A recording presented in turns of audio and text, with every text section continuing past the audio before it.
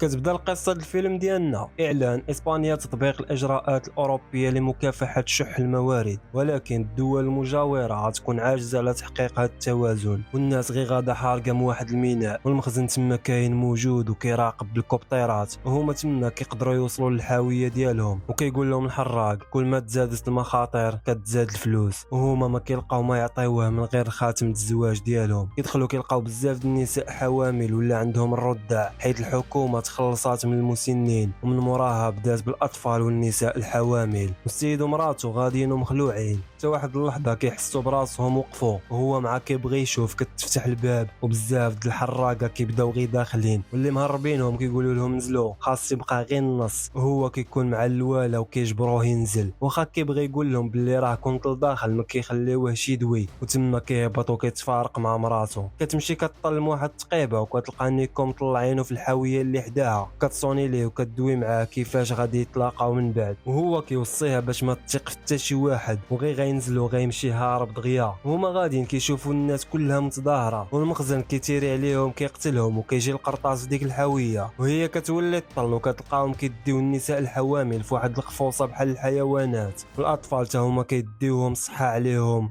وكيفرقوهم على عائلتهم صحة، والبلاد كلها مرونة وفي حالة فوضى. هما كيمشيو حتى كيوصلوا لنقطة المراقبة، المراقبين كيشوفوا الوراق اش فيهم، وفي نفس اللحظة كتوصل الحاوية اللي فيها نيكو. هما كيبداو يفتشوا الحاوية اش فيها وما كيلقاو والو، واللي مخبعين كاينين في التالي ديال ديك الحاوية مدرقين. هو كيعيط على صاحبه يوقف تما، وكيخرج للتالي وكيقول ليه تيري، وتما كيعرفوا باللي كاينين شي وحدين تما. وصاحبنا كيقول لهم غير خرجوا، ما ناويين نديروا لكم والو، ولكن الا ما خرجتوش غنتيروا فيكم كاملين. هي مع كتطلع فوق واحد الصندوق وكتبغي تطلع معاه وحده اخرى، خونا مع كيبغي يعطيهم الامر باش يتيريو، كتفتح ليهم وحده منهم، هو ديك الساعه كيقتلها وكيقتلوا كاع اللي لداخل كاملين، من غيرها هي اللي نجات. وواحد الدريه صغيره كتكون بقات بوحدها ما قاصوهاش، خونا مع كيشوفها ما كيرحمهاش، وكيقول لهم باش يجمعوا داك الشيء اللي تما، واخا كيجمعوا ويغسلوا داك الشيء ما كيشوفوهاش. وهي كتصيفط نيكو باش يتخبع، وانهم قتلوا كل شيء، وبقات غير بوحدها في داك الحاويه. حتى كتهز داك الحاويه وكتحط في الباطو، وهي كتحاول تواصل مع راجلها ولكن والو. كتلقى واحد الشكاره فيها واحد اللعيبات بحال الغطاء والماء والضو، وهي ناعسه كتبدا تخبط من لهنا لهنا. كطل كتلقى البحر هايج بزاف، وكتبقى تغوت باش ينقدوها. الحراقه اللي في الحاويات الاخرين حتى هما كيغوتوا ينقدوهم. حتى واحد اللحظه داك الحاويات كلهم كيبداو يطيحوا من الباطو، وهي كتضرب في راسها كتدوخ حتى كتنوض. كتلقى الماء داخل عليها، وبزاف د الحاويات مليوحين في البحر، والتليفون كتمشي له حتى هو تهرس وضاع. وهي كتلقى تليفون واحد اخر في الشكاره، والمشكل هو ما عارفاش الكود ديالو. هي كتبدا تحل داك الصنادق وكتشوف واش تلقى شي حاجه تقدر تنفعها، وكتهز واحد السكوتش وكتبدا تسد به التقابي، حتى كتبدا تسمع الغوات.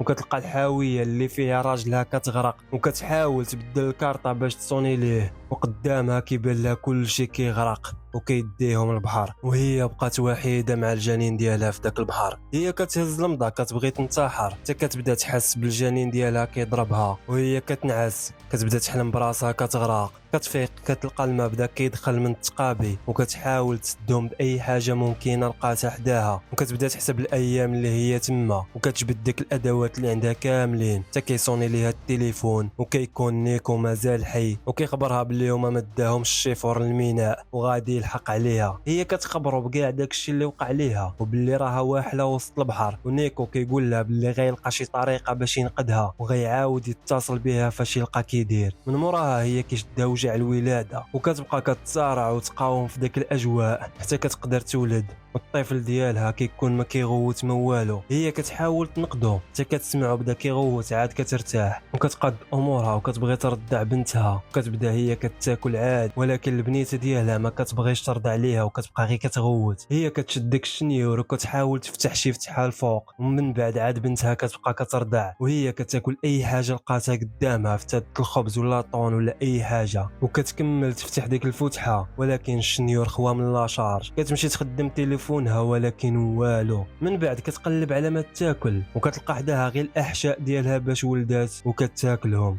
وشي حاجه تما كتبدا كتضربهم كترونهم، وكتكون وصلت اليوم السادس وهي تما كتبغي تكمل تفتح ديك الحاويه، كتهرس داك المضى والما حتى هو تسالى ليها، وهي بدات كتحس بالدوخه وكتبدا تخايل بنتها الاولى اللي خدات ليها الحكومه. من بعد الشتا كتبدا كطيح وهي كتقدر تشرب وكتقدر تفتح ديك الفتحه اللي كانت خدامه عليها، كتطلع كتلقى غير الحاويه ديالها اللي بقات وسط داك البحر، وكتبدا تشوف الحوت حداها. هي كتجيها فكره انها تصيدو وكتبدا كتحاول تصيدو حتى كتدوخ وكتبان لها واحد الطياره من فوقها غاديه. هي كتمشي كتسبك كتجيب واحد المرايه وهي طالعه تما كتجرح رجليها بزاف والمحاوله ديالها ما نجحاتش، وكتهبط كتاخد داك النحاس اللي في التلافز وكتغسل رجليها بواحد القراعي ديال الشراب كاينين تما وكتبدا كتخيطها لراسها. من بعد هي كتصوب واحد الشبكه بالسلوكه وكتطلع باش تصيد الحوت، والطعم كيكون هو الفضلات ديال بنتها، وهي كتصيد اول حوته ليها وكتقدر تاكل. والنهار التاسع وهي في عرض البحر ولا عندها روتين تصيد وتخوي الماء من تما، وتعايشات مع بنتها في داك الاجواء وكتبات رسائل ودارتهم في داك الطاسات ديال البلاستيك ولاحتهم في البحر الا قدروا يوصلوا، وكتبدا تفكر كيفاش خداو لها بنتها من مور ما كانوا مخبعينها في دار، ونهار خرجوها ل5 دقائق